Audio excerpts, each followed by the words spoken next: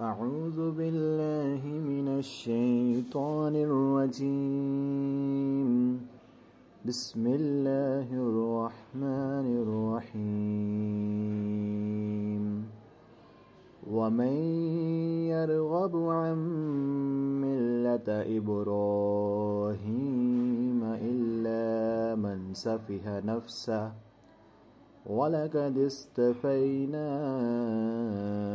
فِي الدُّنْيَا وَإِنَّهُ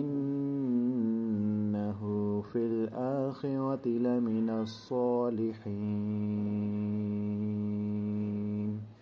صدق اللہ العظیم۔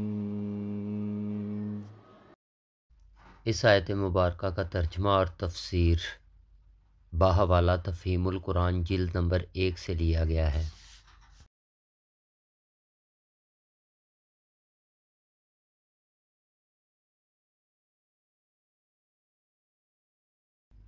اور ابراہیم علیہ السلام کے طریقے سے وہی شخص منہ موڑ سکتا ہے جو اپنے آپ کو حماقت میں مبتلا کر لے، ورنہ در حقیقت ہم نے دنیا میں اسے برگزیدہ کیا تھا اور آخرت میں بھی وہ یقیناً صالحین میں سے ہوگا۔ یہاں حضرت ابراہیم علیہ السلام کے دین کی عظمت بیان کی جا رہی ہے۔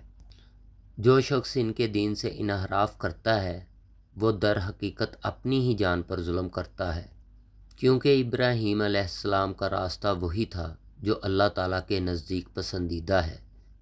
اللہ تعالیٰ نے انہیں دنیا میں بھی منتخب فرمایا اور آخرت میں بھی ان کے لیے نیک لوگوں میں شامل ہونے کی بشارت دی گئی ہے۔ یہ آیت مبارکہ بنی اسرائیل کے لیے بھی پیغام ہے کہ وہ حضرت ابراہیم علیہ السلام کے دین کو چھوڑ کر کسی اور راہ کو اختیار نہ کریں۔